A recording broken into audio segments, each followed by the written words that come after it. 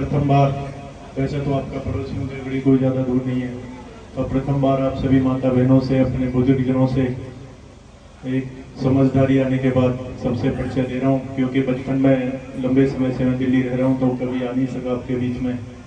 अभी बीच में मैंने बराबर हमारा जिला पंचायत सदस्य का वार्ड संख्या 21 थी, उससे चुनाव लड़ा था। कुछ ही मतों से मैं चुनाव लूज कर गया।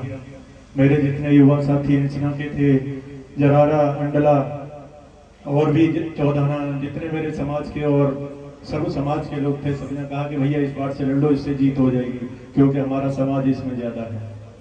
लेकिन मेरा गांव जिला पंचायत वार्ड 21 में आता था और वहां के भी मेरे युवा साथी मुझे बहुत प्यार करते थे। उनकी आंख में इच्छा थी कि मैं इस बार से लड़ूं, तो मैं वहां से लड़ा और सभी सम्मानित जनों ने मुझे युवा होने के नाते एक सर्व सम्मान दिया और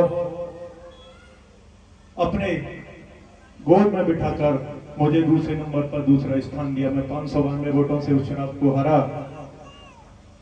बड़े भैया चंद्रशेखर जी, जिनका मेरा घर ही है, ये मैं रिश्तेदार नातेदारी क्या कहूँ, मेरा घर है, हमारा बचपन का घर है। शेखर भैया हो, चंद्रशेखर भैया हो, डब्बू भैया हो, बचपन से हमने इनको अपने परिवार में माता पिता के साथ आते देखा है। मैं दिल्ली रहता हूं, लेकिन लगातार मैं माननीय सांसद हमारे सत्यदेव पचौरी जी अभी कानपुर से हैं, ब्राह्मण समाज से आते हैं, हमारे यहाँ कैबिनेट बनती रहे 17 से 19 तक। उनसे पहले हमारे जनपद अलीगढ़ के बहुत ही वरिष्ठ भाजपा नेता डॉक्टर नेपाल सिंह जी, जो माध्यमिक शिक्षा मंत्री रहे हमारे यहाँ। मेरे साथ के युवा साथी हैं, शायद जानते होंगे, एक बार कल्याण सिंह जी के टाइम हल्ला चला था कि नकल पर रोक लगा दी गई है, तो बाबूजी डॉक्टर नेपाल सिंह जी उस समय माध्यमिक शिक्षा मंत्री रहा करते थे। मैं उनका 10 साल पीआरओ रहा लगातार। भाजपा में भी राष्ट्रीय कार्यकारिणी का सदस्य हूँ, युवा मोर्चा में और जनपद में। मेरे क्षेत्र में किस प्रकार से विकास हो, किस प्रकार से मैं अपने क्षेत्र को आगे की ऊंचाइयों को ले जा सकूं, ये शायद आप सभी अगर उदयगढ़ी जाते होंगे तो आपको दिखाई देता होगा। पहले की उदयगढ़ी में और आज की उदयगढ़ी में जमीन आसमान का फर्क आपको दिखाई देता होगा। ये मैंने मेरे गांव में करके दिखाया है। साथियों, मेरी माता बहनों, मेरे बुजुर्ग जनों, मैं चाहता, मेरे पास 2 रास्ते थे। एक सरकारी नौकरी करके अपना परिवार को पालो पोसो, अपने काम से काम रखो, लेकिन मैंने वो रास्ता नहीं चुना। मैंने एक समाज सेवा का रास्ता चुना। आज भी चाहे जो मेरी सैलरी हो, चाहे जो मेरे बिजनेस से पैसा आता हो, मैं समाज सेवा को महत्वपूर्ण स्थान देता हूं।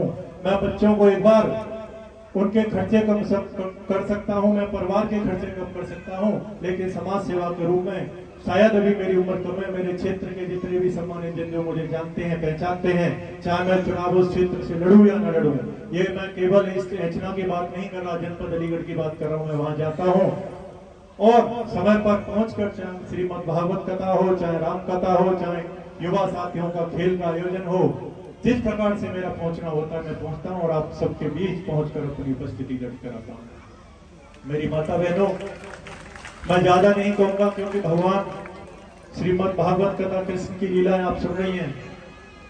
हम सभी एक तरीके से देखा जाए तो ब्रज में आते हैं। सुदामा जी ने और भी कई, मेरे व्यास जी महाराज ने भी कहा, ब्रज तज बैठ कर जाऊं, गिरिराज तलेटी पाऊं।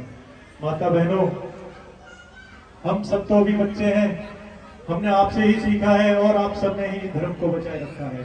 कायदा यह है कि मेरी माता बहनों ने ही धर्म को बचाए रखा है, क्योंकि आप ही हमें प्रेरित करती हैं जब हम बच्चे होते हैं कि हम भगवान की पूजा करें, मंदिरों में जाएं, व्रत रखें। ये सब हमें माताओं से, अपनी माओ से प्रेरणा मिलती है, अपनी बहनों से प्रेरणा मिलती है। क्यों? क्योंकि हमारे बुजुर्गजन, हमारे पिताजी या कोई भी हो, सब अपने व्यस्तता में रहते हैं, अपने काम में इतना व्यस्त रहते हैं कि उन्हें मौका ही नहीं मिल पाता कि हम भगवान का नाम कैसे लें।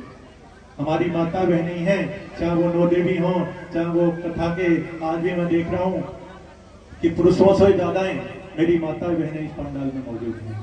ये इस बात का प्रमाण है कि आप सभी माता बहनें हम पुरुषों को, हम युवाओं को, अपने बेटों को सिखाती हैं कि हम भगवान के नाम में जरूर अपनी आस्था बनाए रखें। मैं बड़े भैया डब्बू प्रधान जी, बड़े भाई चंद्रशेखर भैया और सारस्वत समाज का धन्यवाद करता हूं कि आप मुझे इस लायक समझते हो, अपने बीच में बुलाकर मुझे सम्मान देते हो। इस सम्मान का मैं सदैव ऋणी रहूंगा।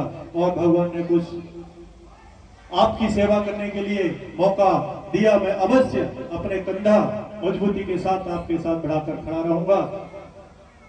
मैं लास्ट टाइम भी दूसरा दिन था, शायद तीसरा दिन कथा का, गुरुजी से मिला।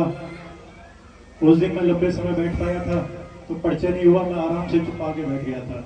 मेरे महबूरा से हमारे परशुराम महाराज जी हैं, जिन्होंने मुझे चुनाव के समय काफी समर्थन दिया था, वो बैठे हुए थे तो मैं उनके साथ में आराम से बैठ गया, तो मैं परिचय नहीं हुआ था। फिर भैया से आज बात हुई कि राहुल एक बार परिचय होना जरूरी है, आप आते जाते हो, कई बार पता भी नहीं लग पाता कि कौन आया कौन निकल गया।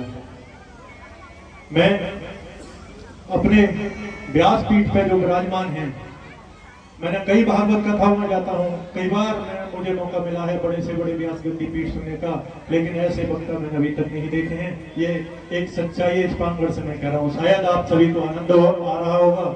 पुनः व्यास पीठ को, व्यास गद्दी को पुनः प्रणाम करते हुए भगवान को प्रणाम करता हूँ। जय जय श्री राधे श्याम।